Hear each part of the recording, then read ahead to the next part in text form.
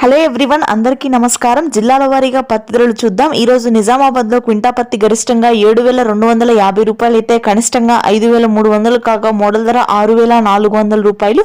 Next Karimnagar లో క్వింటా పత్తి ధర గరిష్టంగా 7,200 అయితే కనిష్ట ధర వచ్చేసరికి 5,500 కాగా మోడల్ ధర 6,400. ఇక జగిత్యాల్లో క్వింటా పత్తి ధర గరిష్టంగా 7,400 అయితే కనిష్ట ధర వచ్చేసరికి 6,000 కాగా మోడల్ ధర 6,800. తర్వాత ఉమ్మడి నల్గొండ జిల్లాలో క్వింటా పత్తి ధర గరిష్టంగా 7,180 రూపాయలు అయితే కనిష్ట ధర వచ్చేసరికి 5,400 కాగా మోడల్ ధర 6,300.